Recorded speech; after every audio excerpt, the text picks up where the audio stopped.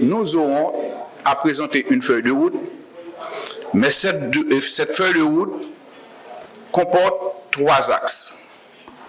3 axes essentiels. Le premier axe concerne l'état de droit. Pour parler de travail décent, il faut que le pays ait la sécurité, la stabilité, la bonne gouvernance, etc. Par exemple, le premier axe, le premier point, par exemple, dans la question de l'état de droit, c'est la garantie du premier droit de tout être humain, c'est la question de sécurité. La sécurité est le premier droit d'un être humain. En matière de sécurité, au moment où nous parlons, la police haïtienne est dans les rues. C'est pas pour protester, pour manifester, ils tirent partout, etc. Parce que hier encore, 7 policiers ont été assassinés dans l'Artibonite. Si je crois sur ce que j'ai vu maintenant sur les réseaux sociaux, il semblerait encore que 2 autres policiers ont été encore assassinés.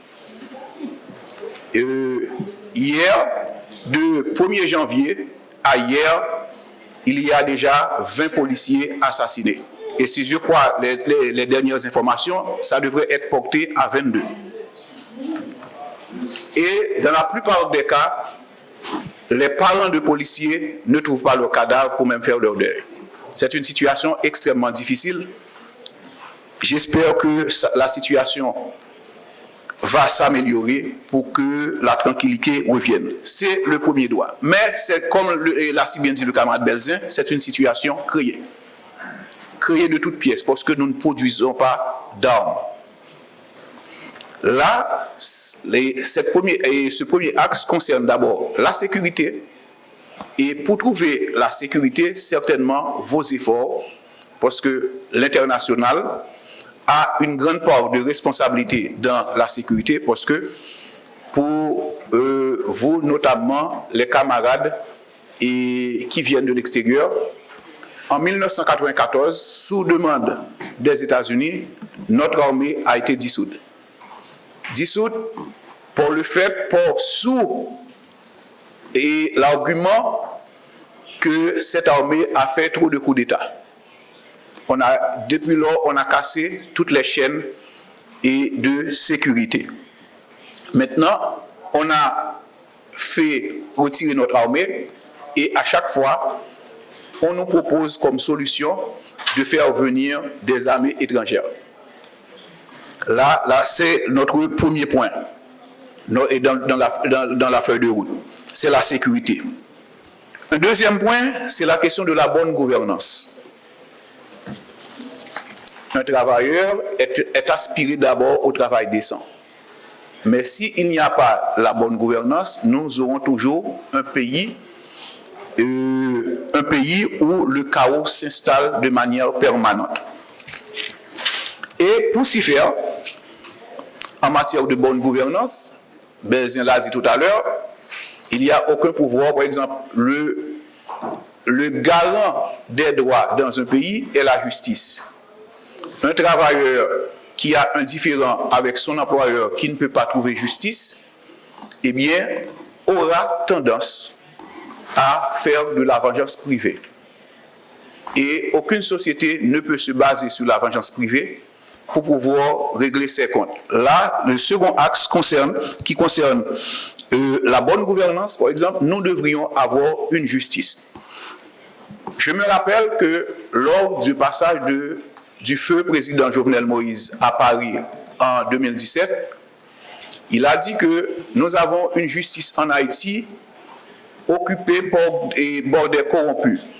On a mis les pressions sur moi pour recruter 50 juges corrompus. Ça a fait un tollé. Et la dernière certification du Conseil supérieur du pouvoir judiciaire, la semaine dernière, semble vouloir donner raison à Jovenel Moïse. Une certification où 49% des juges n'ont pas été certifiés avec comme argument pour le Conseil supérieur du pouvoir judiciaire. Ces juges sont très décriés. Ces juges font de la spoliation. Ces juges n'ont pas les caractéristiques pour être des magistrats, des juges et des procureurs, des commissaires du gouvernement.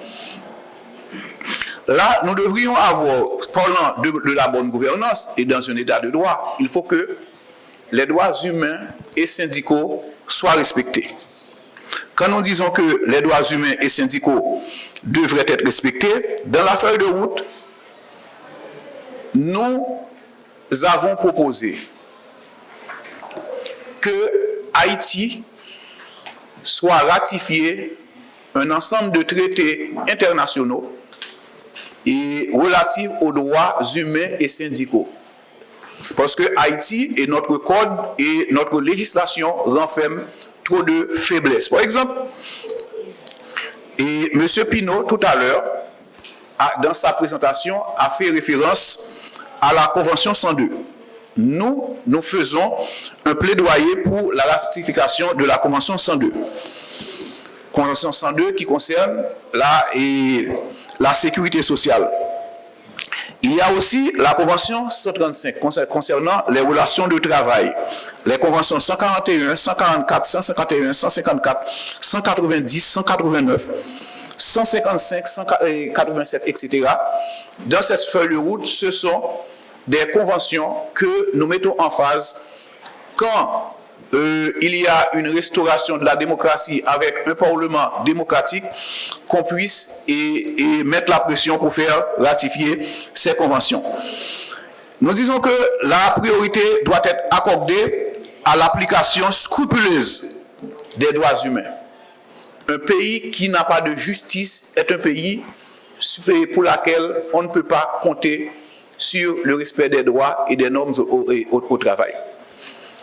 Le ministre, dans sa présentation tout à l'heure, a dit que le ministère des Affaires sociales et du Travail plaide pour le plein emploi, pour le respect des droits des travailleurs, comme quoi tout allait bien. Alors que ici, à Wanamé, qui est dans le nord-est en général, qui est un grand pôle, il n'y a même pas un bureau où si un travailleur a un différend avec un employeur, qu'il peut porter plainte. Il y a un directeur du travail et le directeur du travail, d'abord, on doit aller chez lui, son bureau est dans sa valise. Il n'y a même pas une bicyclette pour l'inspection du travail. Là, ce sont des chantiers, par exemple, qu'on devrait, dans le cadre du soutien et d'exiger aussi que le ministère, l'État haïtien, met à la disposition des inspecteurs du travail et les moyens nécessaires, les moyens de locomotion, les moyens logistiques, sans compter, et d'autres moyens. Par exemple, le ministre tout à l'heure a parlé pour dire que oui, les inspecteurs maintenant sont assermentés. À quoi sert cette assermentation? Il faut dire que le salaire moyen d'un inspecteur du travail en Haïti est de $200 américains. Quand un inspecteur reçoit un salaire moyen de $200 américains, alors que cet inspecteur doit faire la police d'une entreprise qui vaut 10 millions de dollars américains, vous ne pouvez pas demander plus à cet inspecteur ou encore quelle est la situation d'un travailleur par rapport à un employeur quand ce différend doit être et quand l'inspection du travail doit faire l'arbitrage d'un différend. Nous avons parlé aussi de la participation des syndicats dans la reconstruction et le développement. Tout à l'heure, quand les différents intervenants parlent sur la question relative à la sécurité sociale, on pouvait penser que tout allait bien. Mais des fois, ils se contredisent avec des chiffres. Par exemple, le directeur de l'OFATMA avait dit que la couverture d'assurance est de 4%. 4% et les 96%. Par exemple, pour l'ONA, l'ONA c'est l'Office national assurance vieillesse. c'est une entreprise publique, une entreprise de l'État qui gère les fonds de retraite de tout le personnel et du privé. Un travailleur, pour prêter 10 000 goudes, peut passer 3 mois avant d'avoir un prêt, alors que les personnes qui ne cotisent, les personnes qui ne cotisent, en un clin d'œil, peuvent trouver 5-10 millions de dollars américains. 5 à 10 millions de dollars américains. En 2018, nous avons adressé une correspondance, par exemple, au président de la République pour expliquer de graves situations. Par exemple, des gens qui prêtent 70 millions de gouttes à 3%, alors que la dévaluation de la goutte par rapport au dollar américain depuis 2016 est au moins de 20% par an. On est à 20%, alors qu'on prête à 3%. Le travailleur qui est le propriétaire de son argent, le taux minimum et pour le prêt est de 22%. Un travailleur qui veut emprunter, qui veut un prêt de 300 dollars américains, 200 dollars américains, l'ONA le prête à 22%, alors qu'une personne qui n'est pas cotisée à l'ONA, qui a une acquaintance politique, peut prêter en un clin d'œil 70 millions de gouttes, ou encore il y a des personnes qui prêtent 10 millions de dollars à 3% pour 25 ans. Nous disons qu'il faut qu'il y ait une participation réelle des travailleurs dans cette reconstruction, parce qu'il faut que les choses se font autrement. Il y a un second axe, c'est comment assurer le travail décent pour toutes et pour tous. Comment assurer ce travail décent? Dans un pays, par exemple, 4% seulement de personnes est une couverture d'assurance. Et même là encore, ces 4% de personnes n'ont pas accès vraiment à une couverture d'assurance. C'est une couverture d'assurance au rabais. Pour aller, il y a certains hôpitaux qui ne reçoivent même pas les assurés de l'OFATMA. Pourquoi ils ne reçoivent pas les assurés de l'OFATMA?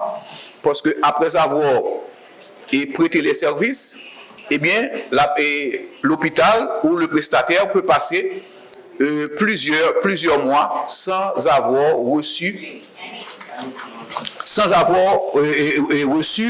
en compte les fonds de l'ONA. Nous disons qu'il faut qu'il y ait ce qu'on appelle le respect des principes fondamentaux, respect de tous les droits fondamentaux en matière de travail. Mais comment assurer le respect des droits fondamentaux pendant qu'on vit dans une situation de très grande précarité? Au niveau syndical, dans les usines, nous observons que les travailleurs qui ont besoin d'un prêt le font avec un taux minimum de 12% par semaine ou minimum de 48% par mois. Avec 48% par mois. Par exemple, on vous prête 10 000 gouttes jeudi, et bien vendredi et samedi, vous avez dû un intérêt de 12% sur les 10 000 gouttes. Par exemple, 10 000 gouttes, c'est environ 60 dollars américains maintenant. Maintenant, nous disons qu'il nous faut d'autres alternatives. Par exemple, quand nous disons qu'il nous faut d'autres alternatives, nous avons vu d'autres expériences. Par exemple, les camarades qui viennent du Québec ou du Canada qui sont là, en 1983, il y avait une grande crise au Québec. Presque toutes les entreprises étaient fermées. La FTQ, par exemple, avait pris la décision de créer un fonds de solidarité. Ce fonds a permis le sauvetage de beaucoup d'entreprises et a permis aujourd'hui le financement de beaucoup d'entreprises qui respectent les normes Et aujourd'hui, c'est le financement de plus de 2000 entreprises. Ça a permis à avoir une autre forme d'économie. Je crois, au niveau syndical, nous, au lieu, par exemple, de lâcher les ouvriers à emprunter à des taux usuraires de 48%, de 60% par mois, si on prête à 48% multiplié par 12 pour un an, vous pouvez comprendre. Et la situation, c'est que nous devrions proposer autre chose. Par exemple, il y a ce qu'on appelle le financement de la sécurité sociale. Dans la feuille de route. Quand nous disons qu'il faut que la sécurité sociale soit financée, en Haïti, il y a des personnes qu'on pensait être des riches. Alors que nous disons toujours dans les syndicats que presque 99,9% des Haïtiens qui vivent en Haïti sont des pauvres. Pourquoi nous dit qu'ils sont tous des pauvres, tous et toutes des pauvres? Quand quelqu'un, c'est une personne, vous voyez, qui a un niveau de vie extrêmement élevé, apparemment qui roule sur le luxe, mais cette personne a un cancer, cette personne a une grave maladie, qui mérite une dépense de 2 à 300 000 $ américains. Cette même personne que vous pensez être une personne riche doit aller trouver des amis dans la presse, des amis au niveau de la société civile pour lancer des appels, pour faire des appels aux dons, pour organiser des activités festives, etc., pour pouvoir collecter de l'argent, pour pouvoir aller à l'hôpital. Alors, ce qu'on pensait que c'était une personne riche. Nous disons que, cette question-là, et nous l'avons posée au niveau de la feuille de route, il faut que nous regardons la question autrement. Il y a ce qu'on appelle le fonctionnement et la participation des syndicats. Dans la feuille de route, nous croyons qu'il nous faut arriver vraiment à l'autoréforme syndicale. La manière dont fonctionnent les syndicats ne doit pas continuer ainsi. Nous devons faire notre propre autocritique et arriver à une réforme définitive du mouvement syndical. Et le mouvement syndical doit aussi, cette réforme doit permettre la réorganisation des syndicats, en plus de la réorganisation des syndicats et d'user de nouvelles stratégies dans le cadre du fonctionnement des syndicats. Autre point, c'est la question relative aux travailleurs migrants. Il y a la convention, il y a 2 conventions de l'OIT, la convention 97 et 143, que nous avons proposé de faire des campagnes pour pouvoir ratifier et voir comment Haïti pourrait avoir des accords ou encore pourrait suivre et la situation des droits des migrants qui se trouvent dans d'autres pays, des pays ayant ratifié ces 2 conventions. Et à partir de ça, Haïti pourrait, en tant qu'État, mettre certaines pressions et comment, même à l'extérieur, regarder comment assurer la défense des droits de ses propres citoyens. Je crois en gros, ce sont des éléments que nous avons proposés à travers cette feuille de route. Cette feuille de route n'est pas un document définitif.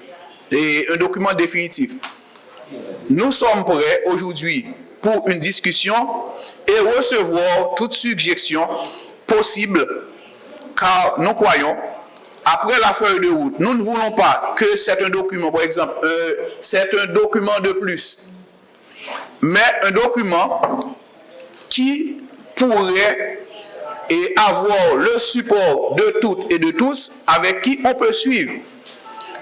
Les amis qui viennent de l'Europe, l'Union européenne finance beaucoup d'activités en Haïti.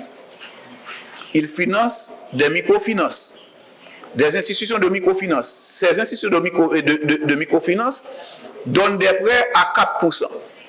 4% le mois, plus des frais de service. C'est avec encore vos droits, vos taxes payées de l'autre côté. Et les amis du Canada, etc.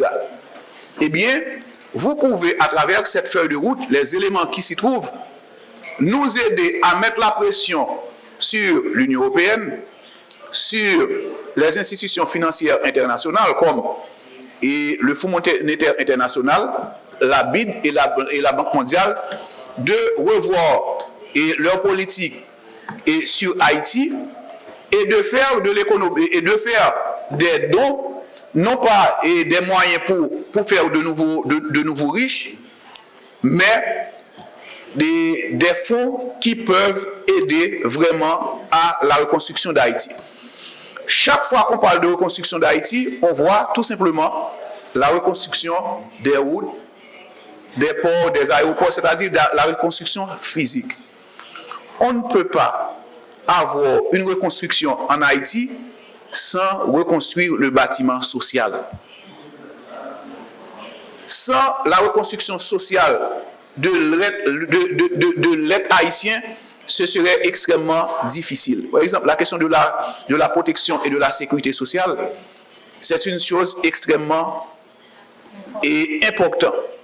Et je crois qu'aucun pays, qu'aucun peuple ne peut vivre normalement sans une couverture de sécurité sociale universelle